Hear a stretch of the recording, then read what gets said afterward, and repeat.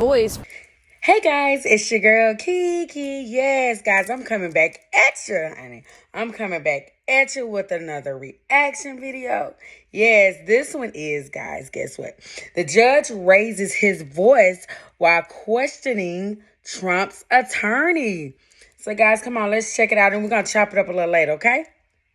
Voice for the first time as he is pressing Trump's legal team about what is a pretty extraordinary allegation that they are making against the district attorney's office. That's right. They have accused the district attorney's office of professional misconduct, prosecutorial misconduct. They've even suggested that they should be sanctioned. And the judge said, look, that's a, quote, incredibly serious, unbelievably serious accusation. Not only are you accusing the prosecutor's office of misconduct, but you're also trying to make me, the judge, complicit in it. And he pressed the Trump legal team to come up with some case law, some specifics to support this allegation. Because the reason we're here today for this hearing and not for the first day of the trial is that federal prosecutors handed over hundreds of thousands, 100,000 documents. Now, that was not the Manhattan district attorney that did that. Those are federal prosecutors. So the judge here is pressing the Trump attorneys on why you can accuse the Manhattan District Attorney's Office of prosecutorial misconduct because the Justice Department didn't hand something over. Now, the Trump attorneys argue that the District Attorney's Office should have pushed for these documents themselves. They should have asked for these specific materials, and they're having a pretty intense exchange now. All right, guys, come on. Let's chop it up. Okay, so clearly Trump thinks he can do or say anything. He even have his lawyers saying stuff that should not be said in that manner, right? Or should not even be brought up, right? But however, it's crazy, guys. It's crazy. So, guys, we're gonna listen to it. We're gonna chop it up a little later, okay? Come on in. Now with the judge. Now, again, this is the first time the judge has really raised his voice, saying the fact that they don't even have any case law to support this very serious accusation is, quote, really disconcerting.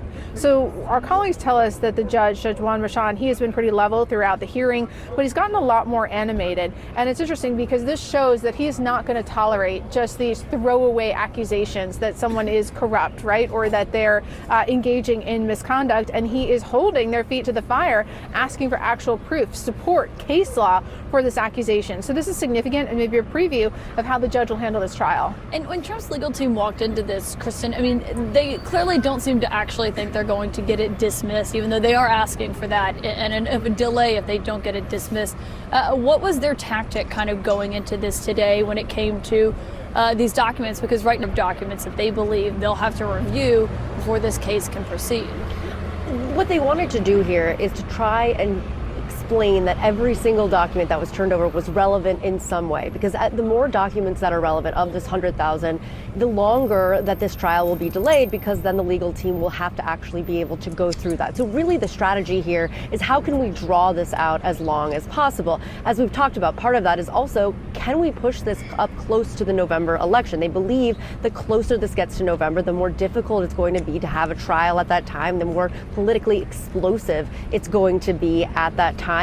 The other thing I wanted to point out here is one of the things that our colleagues were saying was what Trump was doing in the courtroom. A lot of leaning back in his chair, folding his arms, and looking at Todd Blanche. Todd Blanche has really become Donald Trump's favorite lawyer of the lawyers that he has. He believes that he's the fighter. He believes that he's out there. But this is interesting to see Todd Blanche having essentially a very tense moment with this judge. Donald Trump really wants to see his lawyers pushing the envelope, pushing for sanctions, pushing his people to call for this. Well, and clearly what we are getting from witnessing this right now, listening to what questions the judge is asking, is he is very skeptical of Trump's allegations, Trump's legal team's allegations against the district attorney's office. And essentially what he seems to be asking is it the district attorney, Alvin Bragg's, obligation to get the Southern District of New York, to get them to turn over these documents? And that's the heart of the disagreement here, because the Trump attorneys are saying, look, this was the district attorney's job. They should have gone to federal prosecutors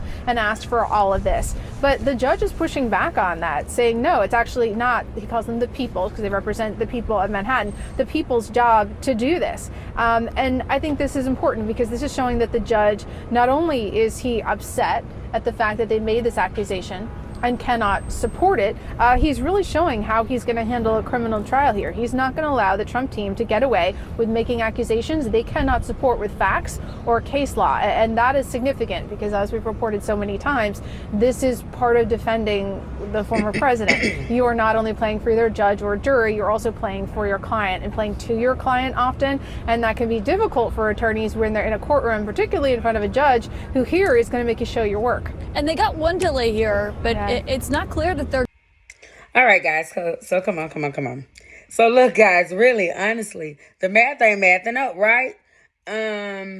It's crazy that Donald Trump thinks he can do things and say things and speed up stuff so he cannot, I guess, be stopped from running for president, right? This is crazy. I don't understand how you think that you're above the law. Like, you're not. I don't care who you are or what you used to be that you're trying to become again, right? Guys, this is not. Y'all better think about this. Anyway, guys, let's listen to it and we're going to chop it up a little later, okay? going to get this further delayed today. Yeah, that's what the judge is trying to nail down. Okay, exactly how much evidence do we have that is relevant? Because that'll determine how much time do you need to review it. So that's really at the core of what they're arguing about right now. Right now, the case is adjourned until mid-April. It's unclear if the case will start in mid-April, if they'll get a little bit more time, if they'll do 30 days from March 25th. The math is not exactly clear where he's going to land. But really at the heart of this is this question of why did you just get these documents now?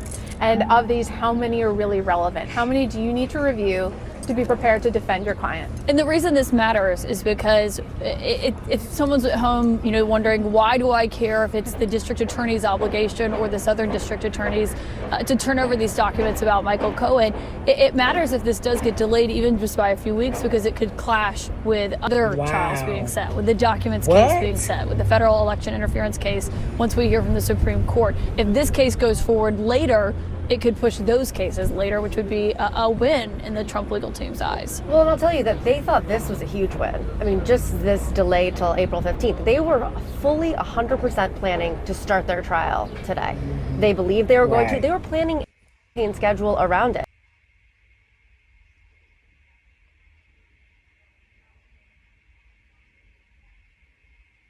They still are telling me that they're going to probably likely start the campaign for just Wednesdays and Saturdays, the days that they're not in court, because eventually this trial is going to start. This was huge for them. They were happy about it. Now you're seeing they're kind of pushing the envelope, and it sounds like the judge believes they're pushing the envelope here. But this was good for them, and they want to continue to do that because the whole goal is to push all those other trials past the election.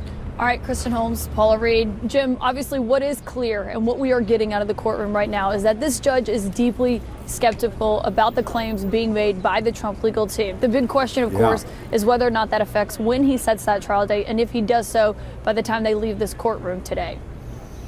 Yeah, absolutely, Caitlin. Let's continue to talk about this. Here with me now, CNN chief legal analyst Laura Coates, CNN chief domestic correspondent Phil Mattingly, and CNN senior legal analyst and former federal prosecutor Ellie Honig. I mean, Laura, just to dive into what they were talking about a few moments ago, the judge kind of going after the defense team a few moments ago, saying you are literally accusing the Manhattan DA's office and the people assigned to this case of prosecutorial misconduct and of trying to make me complicit in it.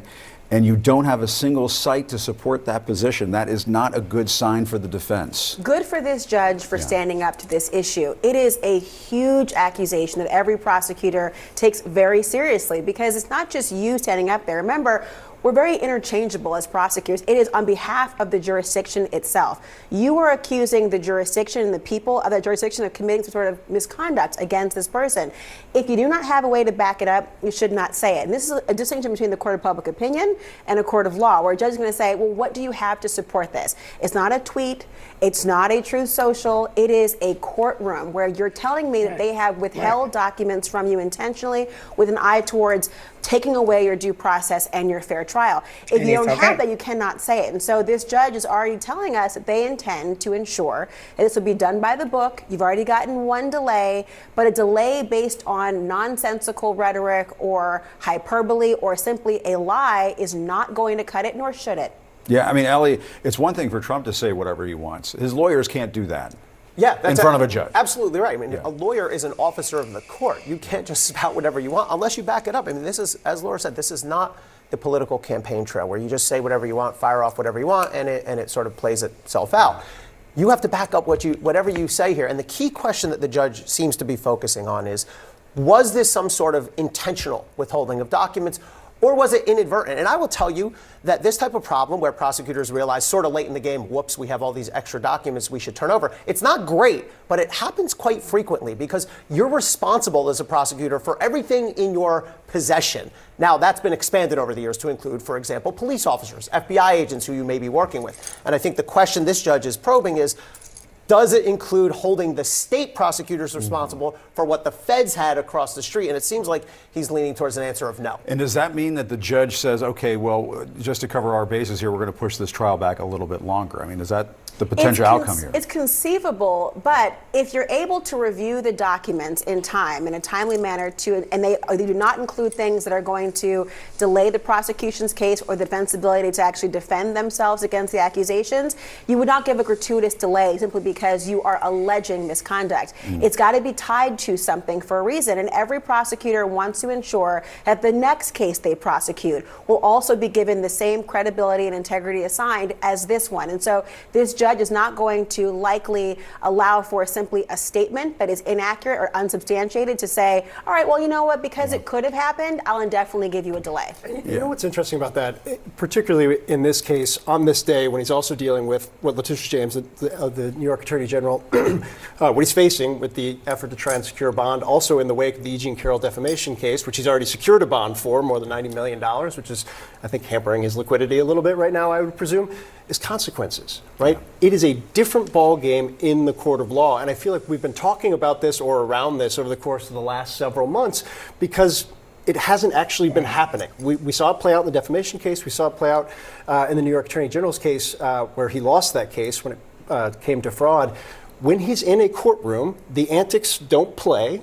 The lies can't stand up, and there are consequences for trying to play that game. And I think while this is certainly a more micro scale, you're seeing it on maybe a less. All right, guys, come on. Let me tell y'all something about this. First of all, the judge ain't having it. First of all, you could say Donald Trump can say whatever he pleases, whatever. But, however, his attorneys can't go in there just running off at the mouth thinking that the judge is going to delay the case because of some stuff y'all just came up with, and it's not gonna work. And the judge said that, and I'm glad that this judge is strong regardless of who it is. He's telling them that it's not gonna happen. At the end of the day, you're not gonna come in my courtroom saying what you want to say and think you're gonna get an extension. It's not gonna happen. Anyway, guys, thank y'all so much for checking my reaction videos out. Guys, remember to like, comment, and subscribe. Like, comment, and subscribe. Anyway, guys, peace.